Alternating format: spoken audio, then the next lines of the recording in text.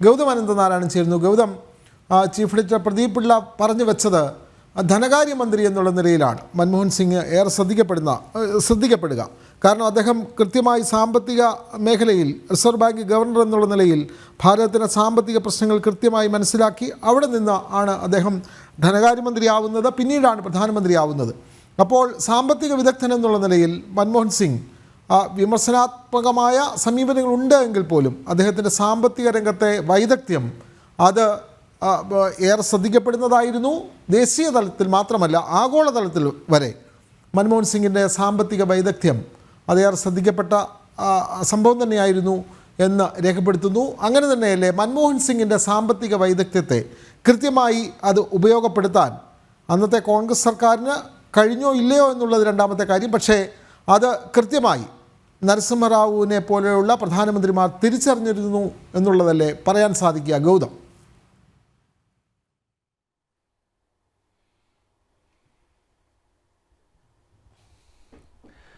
വിനോദ്, അതുതന്നെയാണ്. അതായത് സാമ്പത്തിക വിദഗ്ധൻ എന്ന നിലയിലും സാമ്പത്തിക നയരൂപീകരണത്തിലുമൊക്കെ വളരെയധികം വൈരുദ്ധ്യം നേടിയിട്ടുള്ള വ്യക്തിത്വമായിരുന്നു ഡോക്ടർ മൻമോഹൻ സിംഗ് എന്ന കാര്യത്തിൽ യാതൊരു തർക്കവും ആർക്കുമില്ല. പക്ഷേ അദ്ദേഹം പലപ്പോഴും ഒരു റിമോട്ട് കൺട്രോളായി പ്രവർത്തിക്കപ്പെട്ടു എന്നതാണ് അദ്ദേഹത്തിനെതിരെ ഉയർന്നു വന്നിട്ടുള്ള വിമർശനം. ഒരുപക്ഷേ അടുത്ത കാലത്തൊന്നും മറ്റൊരു പ്രധാനമന്ത്രിമാരും നേരിട്ടിട്ടില്ലാത്ത വലിയ വിമർശനങ്ങളും ട്രോളുകളും നേരിടേണ്ടി വന്നിട്ടുള്ള ഒരു വ്യക്തിയാണ് ഡോക്ടർ മൻമോഹൻ സിംഗ്. അതൊരിക്കലും അദ്ദേഹം കഴിവില്ലാത്ത ആളായതുകൊണ്ടോ അതല്ലെങ്കിൽ അദ്ദേഹം പഠിച്ചിട്ടുള്ള കാര്യങ്ങളിൽ അദ്ദേഹത്തിന് വേണ്ടത്ര പാണ്ഡിത്യമില്ലാത്തത് കൊണ്ടോ അല്ല, മറിച്ച് അദ്ദേഹം പ്രധാനമന്ത്രി പദത്തിൽ ഇരിക്കുന്ന ഘട്ടത്തിലാണെങ്കിലും മുൻപ് ധനകാര്യമന്ത്രിയായി പ്രവർത്തിക്കുന്ന ഘട്ടത്തിലും ഇനിയും പ്രതിപക്ഷ നേതാവായി രാജ്യസഭയുടെ പ്രതിപക്ഷ നേതാവായും അദ്ദേഹം പ്രവർത്തിച്ചിട്ടുണ്ട്. ഈ ഘട്ടങ്ങളിലെല്ലാം തീരുമാനങ്ങൾ വന്നിരുന്നത് മറ്റു പല സ്ഥലങ്ങളിൽ നിന്നാണ്. അദ്ദേഹം പ്രധാനമന്ത്രിയായിരുന്ന കാലത്ത് 2004 മുതൽ 2014 വരെ മൻമോഹൻ സിംഗിൻ്റെതായ എന്തെങ്കിലും തീരുമാനങ്ങൾ നടപ്പാക്കിയിട്ടുണ്ടോ എന്ന് ചോദിച്ചാൽ ഇല്ല എന്നതാണ് മറുപടി. കാരണം പ്രധാനമന്ത്രി പദത്തിൽ ഇരുന്നത് മൻമോഹൻ സിംഗ് ആണെങ്കിലും പ്രവർത്തിച്ചത് സോണിയാഗാന്ധിയാണ്. അപ്പോൾ അത്തരം വിമർശനങ്ങൾ എല്ലാ കാലഘട്ടങ്ങളിലും നേരിടേണ്ടി വന്നിട്ടുള്ള ഒരു വ്യക്തിത്വം കൂടിയാണ് മൻമോഹൻ സിംഗ് എന്ന കാര്യം കൂടി ഈ സമയത്ത് നമ്മൾ എടുത്ത് ഓർമ്മിപ്പിക്കേണ്ടതാണ്. എന്തായാലും അദ്ദേഹത്തെ സംബന്ധിച്ചിടത്തോളം മാന്യതയുടെ രാഷ്ട്രീയം മുന്നോട്ട് വെച്ചിട്ടുള്ള ഒരു വ്യക്തിത്വം കൂടിയാണ് അദ്ദേഹം. രാഷ്ട്രീയത്തിൻ്റെ പേരിൽ ആരെങ്കിലുമായി കലഹിക്കുകയോ അതല്ലെങ്കിൽ അക്രമ രാഷ്ട്രീയത്തെ പ്രോത്സാഹിപ്പിക്കുകയോ ആളുകളോട് മോശമായി പെരുമാറുകയോ ഒന്നും ചെയ്യുന്നത് ഇന്നേ വരെ നമ്മൾ കണ്ടിട്ടില്ല. അതിനാൽ തന്നെ ഒരു മികച്ച വ്യക്തിത്വത്തിൻ്റെ അതോടൊപ്പം തന്നെ ഒരു അജാനശത്രുവായ വ്യക്തിത്വത്തിൻ്റെ ഉടമയാണ് ഡോക്ടർ മൻമോഹൻ സിംഗ് എന്ന കാര്യം കൂടി ഈ ഘട്ടത്തിൽ നമ്മൾ ഓർക്കണം. എന്തായാലും അദ്ദേഹത്തിൻ്റെ സംസ്കാര ചടങ്ങുകൾ സംബന്ധിച്ചുള്ള കാര്യങ്ങൾ കൂടി ഇനിയും അറിയേണ്ടതുണ്ട്. അത്തരം വിഷയങ്ങളൊന്നും ഇപ്പോൾ AICC നേതൃത്വം വിശദീകരിക്കുന്നില്ല. കാരണം വളരെ വൈകി ഏതാണ്ട് 9:51 സമയത്താണ് അദ്ദേഹത്തിൻ്റെ ദേഹവിയോഗം സംഭവിക്കുന്നത്. അല്പസമയം മുൻപാണ് all India institute of medical science ഇത് സംബന്ധിച്ചുള്ളൊരു വ്യക്തത തന്നെ മാധ്യമങ്ങൾക്ക് ഉൾപ്പെടെ നൽകിയത്. അതിനാൽ പല കോൺഗ്രസിൻ്റെ മുതിർന്ന നേതാക്കളും ഇപ്പോൾ എയിംസിലേക്ക് എത്തുന്നതേ ഉള്ളൂ. നേരത്തെ നമ്മൾ സൂചിപ്പിച്ചിരുന്നു, കോൺഗ്രസിൻ്റെ വളരെ സുപ്രധാനമായ ഒരു യോഗം കർണാടകയിൽ നടന്നുകൊണ്ടിരിക്കുകയാണ്. ഇന്നിപ്പോൾ പ്രവർത്തക സമിതി ഉൾപ്പെടെ നടക്കുന്നുണ്ടായിരുന്നു. കോൺഗ്രസിൻ്റെ വാർഷികവുമായി ബന്ധപ്പെട്ടാണ് അവർക്ക് അധികാരമുള്ള സംസ്ഥാനമായ കർണാടകത്തിൽ ഇത്തരത്തിലൊരു യോഗം വിളിച്ചു ചേർത്തത്. അതിനാൽ പല മുതിർന്ന കോൺഗ്രസ് നേതാക്കളും ഇപ്പോഴുള്ളത് കർണാടകത്തിലാണ്. അവർ പലരും ഇപ്പോൾ ഡൽഹിയിലേക്ക് വിമാനമാർഗം എത്തുന്നു. രാത്രിയോടുകൂടി എല്ലാവരും എത്തിയതിന് ശേഷമാകും ഒരുപക്ഷേ സംസ്കാര ചടങ്ങുകൾ സംബന്ധിച്ചുള്ള തീരുമാനവും തീയതിയും മാധ്യമങ്ങൾക്കും മറ്റും നൽകുക. എന്തായാലും ഭാരതത്തെ സംബന്ധിച്ചിടത്തോളം ഒരു വലിയ നഷ്ടം തന്നെയാണ്. അദ്ദേഹം 1932 ജനിക്കുന്നത്. ഇന്നത്തെ പാകിസ്ഥാനിലെ പഞ്ചാബ് പ്രവിശ്യയിലാണ് മൻമോഹൻ സിംഗിൻ്റെ ജനനം. അതിനുശേഷം പിന്നീട് വിഭജന കാലഘട്ടത്തിൽ പാകിസ്ഥാനിലെ പഞ്ചാബ് പ്രവിശ്യയിൽ നിന്നും ന്യൂഡൽഹിയിലേക്ക് താമസം മാറിയതാണ് മൻമോഹൻ സിംഗിൻ്റെ കുടുംബം. അതിനുശേഷം അദ്ദേഹം ഇന്ത്യൻ നാഷണൽ കോൺഗ്രസിലൂടെ തന്നെ പൊതുപ്രവർത്തനം ആരംഭിച്ച് പിന്നീട് നമ്മൾ നേരത്തെ ചൂണ്ടിക്കാണിച്ചതുപോലെ RBI ഗവർണറായും 91 രാജ്യത്ത് അധികാരത്തിൽ വന്ന നരസിംഹറാവു സർക്കാരിൽ വളരെ സുപ്രധാനമായ ധനകാര്യ വകുപ്പ് കൈകാര്യം ചെയ്തും അതിനുശേഷം പിന്നീട് കോൺഗ്രസിന് ഭരണം നഷ്ടപ്പെടുന്ന കാലഘട്ടത്തിൽ രാജ്യസഭയുടെ പ്രതിപക്ഷ നേതാവായെല്ലാം മൻമോഹൻ സിംഗ് ദേശീയ രാഷ്ട്രീയത്തിൽ നിറഞ്ഞു നിന്നു. പിന്നീട് 2004 മുതൽ 2014 വരെയുള്ള 10 വർഷക്കാലമാണ് മൻമോഹൻ സിംഗ് പ്രധാനമന്ത്രി പദത്തിലേക്ക് എത്തുന്നത്. അതിനു മുൻപ് അദ്ദേഹം വളരെ സജീവമായി കോൺഗ്രസ് രാഷ്ട്രീയത്തിൽ നിറഞ്ഞു നിന്നപ്പോഴും, അല്ലെങ്കിൽ മുൻപ് ധനകാര്യമന്ത്രിയും അതോടൊപ്പം RBIയുടെ ഗവർണർ സ്ഥാനവും ഒക്കെ അലങ്കരിക്കുന്ന ഘട്ടത്തിലൊന്നും അദ്ദേഹത്തിൻ്റെ പേര് പ്രധാനമന്ത്രി പദത്തിലേക്ക് ഒരിക്കൽ പോലും ഉയർന്നു കേട്ടിരുന്നില്ല. എന്നാൽ 2004 ലോക്സഭാ തെരഞ്ഞെടുപ്പിൻ്റെ ഫലം വന്നതിന് ശേഷം രൂപപ്പെട്ട പ്രത്യേക രാഷ്ട്രീയ സാഹചര്യത്തെ തുടർന്നാണ് മൻമോഹൻ സിംഗ് ഭാരതത്തിൻ്റെ പ്രധാനമന്ത്രി പദത്തിലേക്ക് എത്തുന്നത്. ആദ്യത്തെ സിഖുകാരനായ, ആദ്യത്തെ ന്യൂനപക്ഷ വിഭാഗത്തിൽപ്പെടുന്ന പ്രധാനമന്ത്രി എന്ന സവിശേഷതയും ഡോക്ടർ മൻമോഹൻ സിംഗിന് ഉണ്ടായിരുന്നു. എന്തായാലും അദ്ദേഹത്തിൻ്റെ ദേഹവിയോഗം രാജ്യത്തെ ജനങ്ങളെ സംബന്ധിച്ചിടത്തോളം അത് വളരെയധികം ദുഃഖത്തിലാഴ്ത്തുന്നതാണ് എന്ന കാര്യത്തിൽ യാതൊരു സംശയവുമില്ല. കഴിഞ്ഞ ഏറെ നാളുകളായി അദ്ദേഹം സജീവ രാഷ്ട്രീയത്തിൽ നിന്നും മാറി നിൽക്കുകയായിരുന്നു. വളരെയധികം ദേഹാസ്വസ്ഥ്യവും അതോടൊപ്പം തന്നെ വാർദ്ധക്യ സഹജമായ അസുഖങ്ങളും അദ്ദേഹത്തിനുണ്ടായിരുന്നു. അദ്ദേഹം അടുത്ത കാലം വരെ രാജ്യസഭയിൽ ഉണ്ടായിരുന്നുവെങ്കിലും ഏറ്റവും ഒടുവിൽ അദ്ദേഹം രാജ്യസഭയിൽ നിന്നും വിട്ടു. ഒരു വിടവാങ്ങൽ പ്രസംഗമൊക്കെ അദ്ദേഹം രാജ്യസഭയിൽ നടത്തുന്നുണ്ടായിരുന്നു. അതിനുശേഷമാണ് അദ്ദേഹം പിന്നീട് പൂർണ്ണമായും ചികിത്സയിലേക്കും മറ്റുമൊക്കെ നീങ്ങുന്ന ഒരു സാഹചര്യമൊക്കെ ഉണ്ടായത്. വാർദ്ധക്യ സഹജമായ അസുഖങ്ങൾ തുടർന്ന് 92 വയസ്സിൽ അദ്ദേഹത്തിന് വിവിധ അസുഖങ്ങൾ ബാധിച്ചതിനെ തുടർന്നാണ് പൊതുപ്രവർത്തന മേഖലയിൽ നിന്നും, പ്രത്യേകിച്ച് രാഷ്ട്രീയ മേഖലയിൽ നിന്നൊക്കെ മൻമോഹൻ സിംഗ് മാറി നിൽക്കുന്ന ഒരു സാഹചര്യം ഉണ്ടായത്. വിനോദ്, തീർച്ചയായും മൻമോഹൻ സിംഗിൻ്റെ നഷ്ടം രാജ്യത്തെ സംബന്ധിച്ച ഒരു പ്രധാനപ്പെട്ട സാമ്പത്തിക വിദഗ്ധൻ്റെ വിയോഗം വളരെ പ്രധാനപ്പെട്ട കാര്യം തന്നെയാണ്. ഗൗതം, അതേപോലെ തന്നെ ഗൗതം സൂചിപ്പിച്ചല്ലോ, വളരെ മാന്യമായ മാന്യമായ രാഷ്ട്രീയ പ്രവർത്തനമാണ് അദ്ദേഹം നടത്തിയത്. അദ്ദേഹം പ്രധാനമന്ത്രിയായിരുന്നു, ധനകാര്യമന്ത്രിയായിരുന്നു, രാജ്യസഭയിൽ പ്രതിപക്ഷ നേതാവായിരുന്നു. പാർലമെൻറ്റിൽ വലിയ പ്രസംഗമൊന്നും നടത്തി കയ്യടി നേടാനൊന്നും മൻമോഹൻ സിംഗ് ശ്രമിച്ചിട്ടുമില്ല. അത്തരത്തിൽ വലിയ പ്രാസംഗികനും ആയിരുന്നില്ല അദ്ദേഹം. പക്ഷേ സംസാരിക്കുന്ന വാക്കുകളിൽ ഒരിക്കൽ പോലും ഒരു വാക്കുപോലും പിഴവ് സംഭവിക്കുകയോ അത് പിന്നീട് തിരുത്തേണ്ടി വരികയോ അതൊന്നും മൻമോഹൻ സിംഗിൻ്റെ ഭാഗത്തു നിന്നുണ്ടായിട്ടില്ല. ഇന്ന് നമ്മൾ കാണുന്ന രാഷ്ട്രീയ നേതൃത്വം, കോൺഗ്രസിൻ്റെ നേതൃത്വം നമ്മൾ കാണുന്നതാണ്. എന്തെല്ലാം കാര്യങ്ങളാണ് അവർ പറയുന്നത്, പിന്നീട് ക്ഷമാപണം നടത്തുന്നു, കോടതി വരെ കയറുന്നു. പ്രസംഗങ്ങളുടെ പേരിൽ കോടതി വരെ കയറുന്ന കോൺഗ്രസിൻ്റെ നേതൃത്വം, രാഹുലിനെ പോലുള്ള നേതൃത്വമൊക്കെ നമ്മൾ കാണുന്നതാണ്. പക്ഷേ ഇദ്ദേഹം ഒരു രാഷ്ട്രീയക്കാരനൊന്നുമല്ല. പക്ഷേ പരിണിത പ്രജ്ഞനായ ഒരു ബ്യൂറോക്രാറ്റ് എന്നുള്ള നിലയിൽ ഒരു വാക്കുപോലും പാഴായി പറയാനോ മറ്റൊരാളെ മോശപ്പെടുത്തി പറയാനോ അദ്ദേഹം ഇന്നേ വരെ തയ്യാറായിട്ടില്ല. രാജ്യസഭയിൽ പ്രതിപക്ഷ നേതാവായിട്ടിരിക്കുമ്പോൾ പോലും ഭരണപക്ഷത്തുള്ളവരെ അത്ര മോശക്കാരായി പറയാനോ വ്യക്തിപരമായി ആരെയും ഇന്നേ വരെ മൻമോഹൻ സിംഗ് പറഞ്ഞു കേട്ടിട്ടില്ല. ആർക്കെതിരെയും അത്തരത്തിലുള്ള ആരോപണങ്ങളോ ആക്ഷേപങ്ങളോ അദ്ദേഹം ചൊരിഞ്ഞിട്ടില്ല. അപ്പോൾ അദ്ദേഹം കൃത്യമായി ഒരു വാക്ക് പോലും തെറ്റാതെ പറയാൻ സാധിച്ച വ്യക്തിത്വത്തിൻ്റെ ഉടമ കൂടിയായിരുന്നല്ലോ മൻമോഹൻ സിംഗ്. ഗൗതം,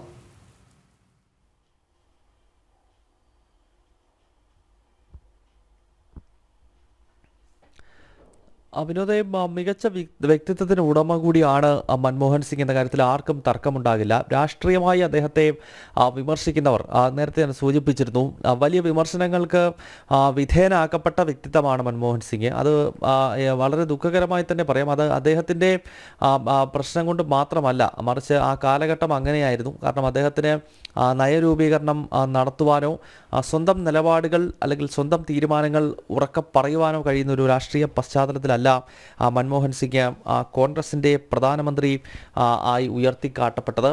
പലപ്പോഴും അദ്ദേഹത്തിൻ്റെ തീരുമാനങ്ങൾക്ക് വിരുദ്ധമായി മറ്റു പലയിടത്തു നിന്നും, പ്രത്യേകിച്ച് നെഹ്റു കുടുംബത്തിൻ്റെ ഒരു റിമോട്ട് കൺട്രോൾ പോലെ അദ്ദേഹത്തിന് പ്രവർത്തിക്കേണ്ടി വന്നുവെന്ന വിമർശനം അദ്ദേഹം നേരിടുമ്പോൾ തന്നെ വ്യക്തിപരമായ മൻമോഹൻ സിംഗ് നേരത്തെ വിനോദ് ചൂണ്ടിക്കാണിച്ചതുപോലെ ആരുമായും കലഹിക്കാത്ത, ആരോടും മുഖം മുഷിഞ്ഞ് സംസാരിക്കാത്ത, വളരെ ഭാഷയായിട്ടുള്ളൊരു വ്യക്തിത്വമാണ്. വളരെ കുറച്ച് മാത്രം സംസാരിക്കുന്ന, എന്നാൽ കൂടുതൽ കാര്യങ്ങൾ പ്രവർത്തിക്കുന്ന ഒരു വ്യക്തി തന്നെയായിരുന്നു മൻമോഹൻ സിംഗ്. അതിനാൽ തന്നെ അദ്ദേഹത്തിൻ്റെ രാഷ്ട്രീയ എതിരാളികൾ, നമുക്കറിയാം കോൺഗ്രസ് രാഷ്ട്രീയത്തെ വർഷങ്ങളോളം നയിക്കുകയും ദേശീയ തലത്തിൽ കോൺഗ്രസിൻ്റെ ഒരു മുഖമായി ഏതാണ്ട് 4 പതിറ്റാണ്ട് കാലം നിറഞ്ഞു നിന്ന മൻമോഹൻ സിംഗിനെ സംബന്ധിച്ചിടത്തോളം അദ്ദേഹത്തിന് സ്വാഭാവികമായി രാഷ്ട്രീയ എതിരാളികളുണ്ട്. പക്ഷേ രാഷ്ട്രീയ എതിരാളികൾ പോലും മൻമോഹൻ സിംഗ് വ്യക്തിപരമായ ഒരു മോശം വ്യക്തിത്വമാണെന്നോ അല്ലെങ്കിൽ അദ്ദേഹത്തിൽ നിന്നും എന്തെങ്കിലും ഒരു മോശം പെരുമാറ്റം തങ്ങൾക്ക് നേരിട്ടുവെന്നോ ഇന്നേ വരെ അത്തരം പരാമർശങ്ങൾ ആരും നടത്തുന്നതായി നമുക്ക് കാണാൻ സാധിക്കത്തില്ല. വളരെ മിതഭാഷിയായ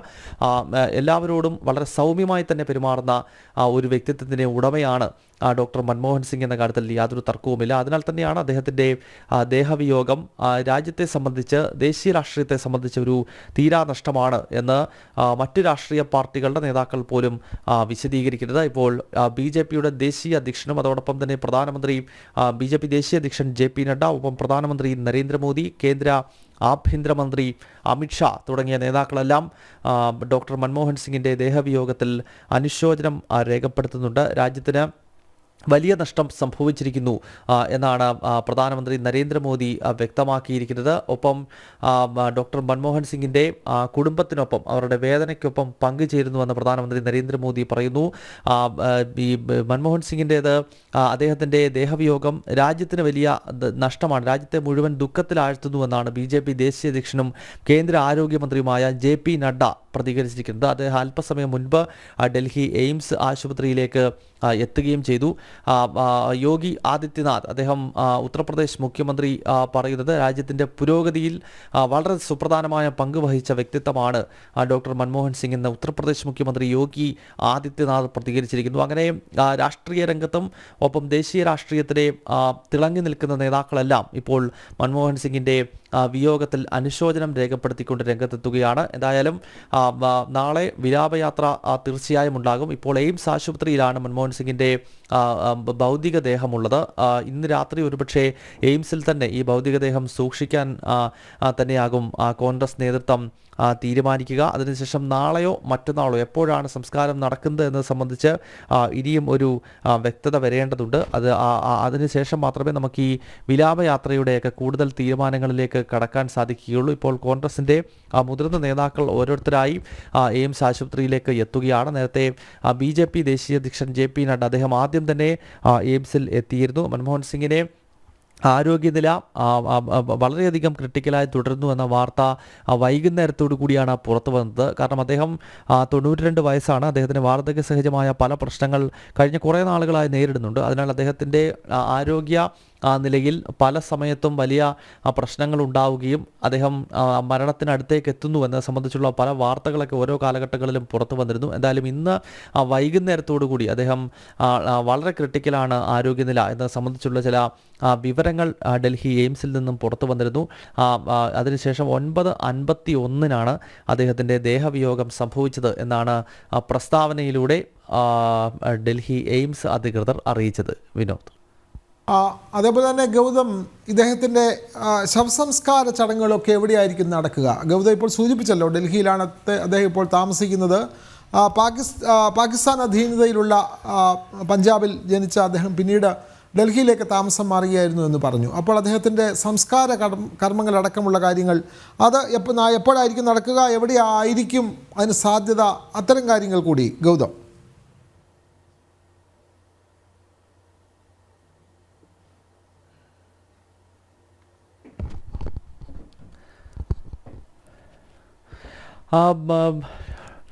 വിനോദെ, മുൻ പ്രധാനമന്ത്രിമാരും മുൻ രാഷ്ട്രപതിമാരുമൊക്കെ അന്തരിക്കുന്ന സമയങ്ങളിൽ അവരെ സംസ്കരിക്കുന്നത് പ്രത്യേക സ്ഥലങ്ങളിലായാണ്.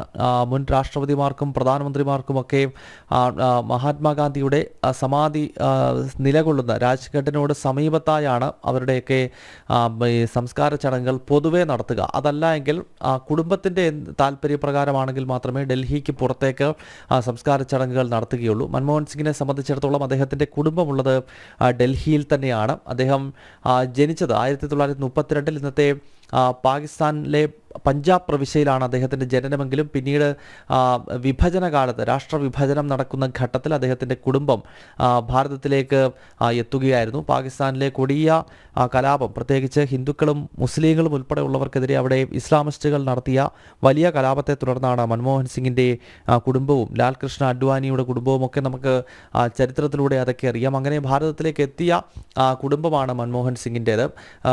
എന്തായാലും അദ്ദേഹത്തിൻ്റെ കുടുംബം ഇപ്പോൾ ഉള്ളത് ഡൽഹിയിലാണ്. അതിനാൽ ഡൽഹിയിൽ തന്നെ മൻമോഹൻ സിംഗിൻ്റെ സംസ്കാര ചടങ്ങുകൾ നടക്കും എന്ന കാര്യത്തിൽ യാതൊരു സംശയമില്ല.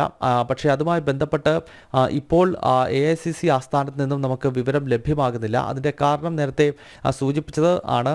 9:51 അദ്ദേഹത്തിൻ്റെ മരണം. വളരെ രാത്രി വൈകിയാണ് സംഭവിക്കുന്നത്. അതോടൊപ്പം തന്നെ മറ്റൊരു വിഷയം, കോൺഗ്രസിൻ്റെ നേതാക്കളെല്ലാം ഇപ്പോൾ കർണാടകയിലായിരുന്നു. അവിടെ കോൺഗ്രസിൻ്റെ വളരെ പ്രധാനപ്പെട്ട AICCയുടെ വർക്കിംഗ് കമ്മിറ്റി പ്രവർത്തക സമിതി യോഗം ഇന്ന് ചേർന്നു. നാളെയും മറ്റന്നാളും അവിടെ യോഗം നടക്കേണ്ടതാണ്. ഇപ്പോൾ ആ യോഗം വെട്ടിച്ചുരുക്കിക്കൊണ്ട് നേതാക്കൾ ഓരോരുത്തരായി രാജ്യതലസ്ഥാനത്തേക്ക് മടങ്ങിയെത്തുന്നതേ ഉള്ളൂ. സ്വാഭാവികമായും അതിനുശേഷം മാത്രമാകും ഈ വിലാപയാത്ര സംബന്ധിച്ചും ഒപ്പം സംസ്കാര ചടങ്ങുകൾ എവിടെ എപ്പോൾ നടത്തും എന്നത് സംബന്ധിച്ചുള്ളൊരു വിശദമായ വിവരം ലഭ്യമാകുകയുള്ളൂ. വിനോദ്, തീർച്ചയായും കോൺഗ്രസ് നേതൃത്വത്തിൻ്റെ കൂടി തീരുമാനത്തിനനുസരിച്ചായിരിക്കും അദ്ദേഹത്തിൻ്റെ സംസ്കാര കർമ്മങ്ങൾ നടക്കുക. ഡൽഹി എയിംസ് ആശുപത്രിയിലാണ് ഇന്ന് രാത്രി 9:50 മുൻ പ്രധാനമന്ത്രി ഡോക്ടർ മൻമോഹൻ സിംഗ് അന്തരിക്കുന്നത്. അദ്ദേഹം ഭാരതത്തിൻ്റെ പ്രധാനമന്ത്രിയായിരുന്നു, ഭാരതത്തിൻ്റെ ധനകാര്യമന്ത്രിയായിരുന്നു, റിസർവ് ബാങ്കിൻ്റെ മുൻ ഗവർണറാണ്, സാമ്പത്തിക വിദഗ്ധനാണ്.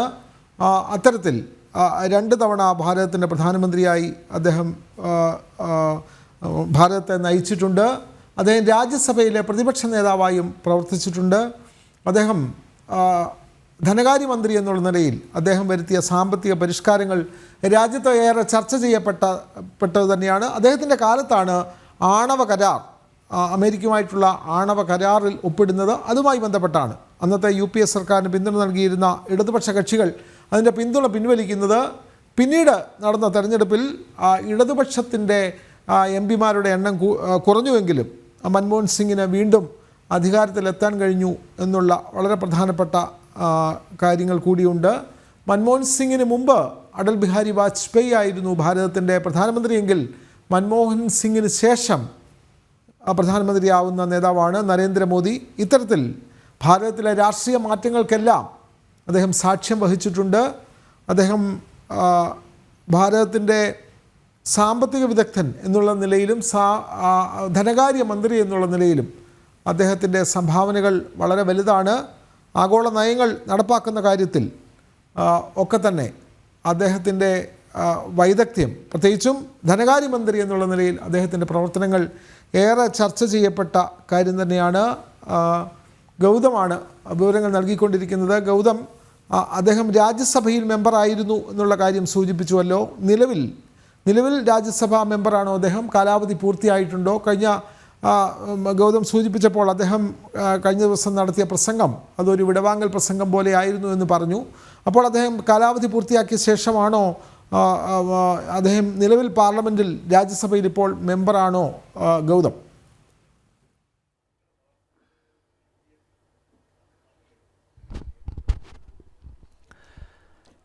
വിനോദ്, നിലവിൽ മൻമോഹൻ സിംഗ് രാജ്യസഭയിൽ അംഗമല്ല. അദ്ദേഹം ആരോഗ്യസ്ഥിതി മോശമായതിനെ തുടർന്ന് അദ്ദേഹം രാജ്യസഭയിൽ നിന്നും ഒഴിവായിരുന്നു. അസാമിൽ നിന്നാണ് അദ്ദേഹം തുടർച്ചയായി രാജ്യസഭയെ പ്രതിനിധീകരിച്ചത്. അദ്ദേഹത്തിൻ്റെ മറ്റൊരു പ്രത്യേകത, അദ്ദേഹം പ്രധാനമന്ത്രി പദത്തിൽ ഇരിക്കുന്ന ഘട്ടത്തിൽ മൻമോഹൻ സിംഗ് ലോക്സഭയിൽ തിരഞ്ഞെടുക്കപ്പെടാത്ത അല്ലെങ്കിൽ ലോക്സഭയിലേക്ക് മത്സരിക്കാതെ പ്രധാനമന്ത്രി പദത്തിലേക്ക് എത്തി എന്നതും ഇതോടൊപ്പം തന്നെ പറയേണ്ടതാണ്. അത് വിമർശനങ്ങൾക്ക് വഴിവെച്ചിട്ടുള്ള ഒന്ന് തന്നെയാണ്. കാരണം പ്രധാനമന്ത്രിമാർ സാധാരണയായി ലോക്സഭയിൽ നിന്നാണ് തിരഞ്ഞെടുക്കപ്പെടുന്നത്.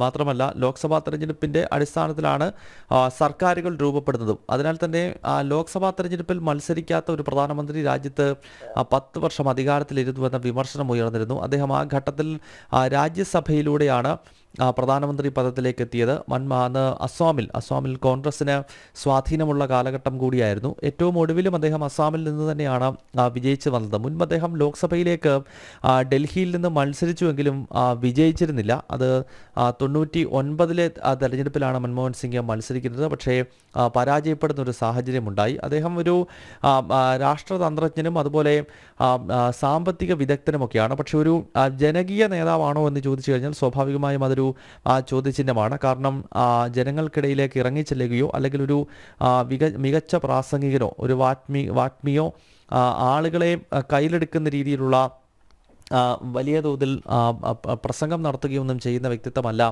മൻമോഹൻ സിംഗ് എന്നതുകൂടി നമ്മൾ ഈ ഘട്ടത്തിൽ ഓർക്കണം. അദ്ദേഹത്തിൻ്റെ വ്യക്തിത്വം മറ്റൊരു രീതിയിൽ ശ്രദ്ധിക്കപ്പെടുന്നതാണ്. സാമ്പത്തിക വിദഗ്ധനായും അതോടൊപ്പം തന്നെ നയങ്ങൾ രൂപപ്പെടുത്തുന്നതിലുമൊക്കെ അദ്ദേഹം വളരെ സുപ്രധാനമായ തീരുമാനങ്ങൾ എടുക്കുകയും അത് രാജ്യത്തെ പുരോഗതിയിലേക്ക് നയിക്കുകയും ഒക്കെ ചെയ്തു എന്നത് വസ്തുതയാണ്. പക്ഷേ ഒരു ജനകീയ രാഷ്ട്രീയ നേതാവ് എന്ന നിലയിൽ നമുക്ക് മൻമോഹൻ സിംഗിനെ അനുസ്മരിക്കാൻ കഴിയത്തില്ല എന്നതുകൂടി ഈ ഘട്ടത്തിൽ ഓർക്കേണ്ടതുണ്ട്. അതിനാൽ തന്നെ അദ്ദേഹം പലപ്പോഴും പാർലമെൻ്ററി ജനാധിപത്യ സംവിധാനത്തിൽ പ്രത്യേകിച്ച് തെരഞ്ഞെടുപ്പ് രാഷ്ട്രീയത്തിൽ കാര്യമായി അടുക്കുവാൻ അല്ലെങ്കിൽ തെരഞ്ഞെടുപ്പ് രംഗങ്ങളിൽ നിന്നും ഒന്ന് വിട്ടുനിൽക്കുവാൻ പലപ്പോഴും ആഗ്രഹിക്കുന്ന വ്യക്തിയായിരുന്നു. അതിനാലാണ് അദ്ദേഹം 2004 ഒരുപക്ഷെ പ്രധാനമന്ത്രി പദത്തിലേക്ക് എത്താൻ ഒരു സാധ്യതയും കൽപ്പിക്കപ്പെടാതിരിക്കുമ്പോൾ അന്നത്തെ പ്രത്യേക രാഷ്ട്രീയ സാഹചര്യത്തിൽ അദ്ദേഹം പ്രധാനമന്ത്രി ആയി എന്നത് നമ്മൾ നേരത്തെ പറഞ്ഞതാണ്. പക്ഷേ അങ്ങനെയെങ്കിലും അദ്ദേഹത്തിന് 2009 ഒരു തുടർ ഭരണത്തിനായി തെരഞ്ഞെടുപ്പിനെ നേരിടുന്ന ഘട്ടത്തിൽ വേണമെങ്കിൽ മൻമോഹൻ സിംഗിന് ലോക്സഭാ തെരഞ്ഞെടുപ്പിൽ 2009 മത്സരിക്കാമായിരുന്നു. 15ാം ലോക്സഭയിലേക്കുള്ള തെരഞ്ഞെടുപ്പിൽ അദ്ദേഹത്തിന് മത്സരിക്കാവുന്നതായിരുന്നു. പക്ഷേ അന്നും അദ്ദേഹം തെരഞ്ഞെടുപ്പിനെ നയിച്ചുവെങ്കിലും ലോക്സഭാ തെരഞ്ഞെടുപ്പിൽ മത്സരിച്ചിരുന്നില്ല. അത്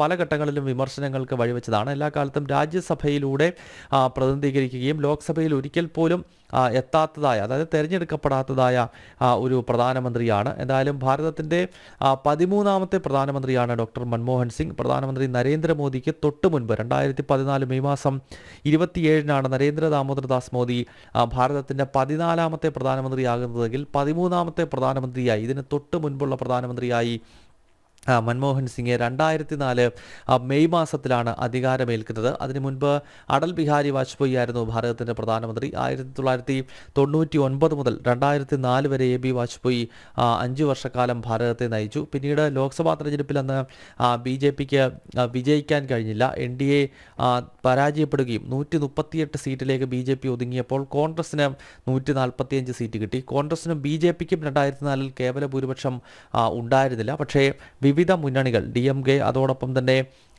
സമാജ്വാദി പാർട്ടി, ഇടതുപക്ഷത്തിന് 2004 59 സീറ്റുകൾ ലഭിച്ചിരുന്നു. വിവിധ കക്ഷികളുടെ പിന്തുണയോടെയാണ് അദ്ദേഹം ഭരണം നയിച്ചത്. ഒരു കാര്യം കൂടി ഗൗതം, ഈ അവസരത്തിൽ ഒരു കാര്യം കൂടി നമ്മുടെ പ്രേക്ഷകർ ചൂണ്ടിക്കാട്ടുന്നു. അതായത് ഈ തൊഴിലുറപ്പ് പദ്ധതി, അതിന് തുടക്കം കുറിച്ചത്, ആ ആശയം കൊണ്ടുവന്നത് AB വാജ്പേയി ആണ്. പക്ഷേ ആ തെരഞ്ഞെടുപ്പ് നടന്നു. ആ തെരഞ്ഞെടുപ്പിൽ BJPക്ക് വീണ്ടും വിജയിക്കാൻ കഴിഞ്ഞില്ല. വീണ്ടും മൻമോഹൻ സിംഗ് ആണ് പ്രധാനമന്ത്രിയാവുന്നത്. പക്ഷേ ആ ആശയം വളരെയധികം ഗംഭീരമാണ്, നടപ്പാക്കാൻ കഴിയുന്നതാണ്. അത് AB വാജ്പേയി കൊണ്ടുവന്ന ആശയമായതുകൊണ്ട് അത് നടപ്പാക്കേണ്ട എന്ന് കരുതി മാറ്റിവെച്ചില്ല. അപ്പോൾ തൊഴിലുറപ്പ് പദ്ധതി എന്നുള്ള ആശയം മുന്നോട്ട് വെച്ചത് AB വാജ്പേയി ആണ്. അത് മൻമോഹൻ സിംഗ് നടപ്പാക്കി. അങ്ങനെയല്ലേ അതിനെ വിലയിരുത്തേണ്ടത്?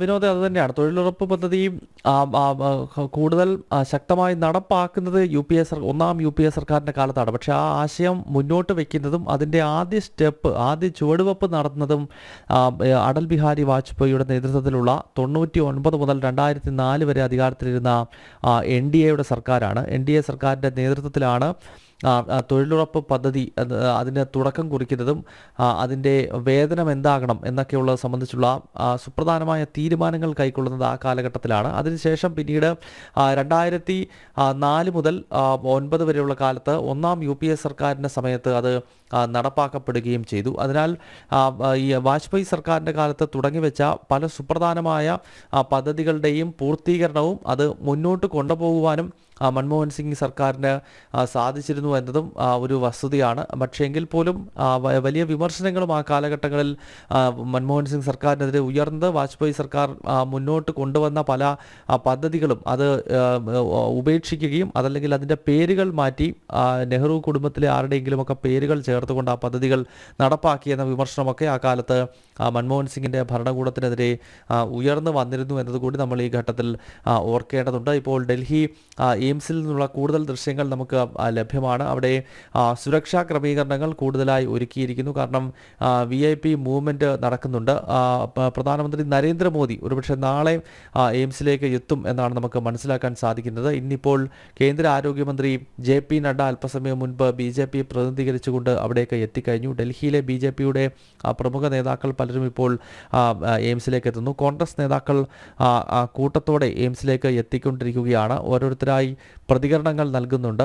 ഡോക്ടർ മൻമോഹൻ സിംഗുമായുള്ള അവരുടെ ഓർമ്മകൾ കോൺഗ്രസ് നേതാക്കൾ പങ്കുവയ്ക്കുകയാണ്. P. ചിദംബരം അല്പസമയം മുൻപ് കുറിച്ചത് തനിക്കിത് വളരെ വൈകാരികമായ നിമിഷം എന്നുള്ളതാണ്. കാരണം മൻമോഹൻ സിംഗിൻ്റെ മന്ത്രിസഭയിൽ ധനകാര്യ വകുപ്പും അതോടൊപ്പം തന്നെ പ്രതിരോധം തുടങ്ങിയ സുപ്രധാനമായ വകുപ്പുകൾ കൈകാര്യം ചെയ്തിരുന്ന ഒരു വ്യക്തിയാണ് പി ചിദംബരം. അതിനാൽ വളരെ വൈകാരികമായ നിമിഷങ്ങളാണ് ആ മന്ത്രിസഭയിലൊക്കെ ഇടം നേടിയിരുന്ന, ഒപ്പം പ്രധാനപ്പെട്ട വകുപ്പുകൾ കൈകാര്യം ചെയ്തിരുന്നവരെ സംബന്ധിച്ചിടത്തോളം വളരെ വൈകാരികമായ നിമിഷങ്ങൾ തന്നെയാണ് എന്ന കാര്യത്തിൽ യാതൊരു സംശയവുമില്ല. എന്തായാലും മൻമോഹൻ സിംഗിൻ്റെ ദേഹവിയോഗം രാത്രി 9:51 എയിംസ് ആശുപത്രിയിൽ സംഭവിക്കുകയായിരുന്നു. പിന്നീട് രാത്രി 10:15 അത് സംബന്ധിച്ചുള്ള സ്ഥിരീകരണം ഡൽഹി എയിംസിൻ്റെ ഭാഗത്ത് നിന്നും ഉണ്ടായത്. ഇപ്പോൾ അവിടേക്ക് കൂടുതൽ പോലീസ് ഉദ്യോഗസ്ഥരെ ഇപ്പോൾ എത്തിക്കുകയാണ്. അങ്ങനെ തന്നെയാണ്.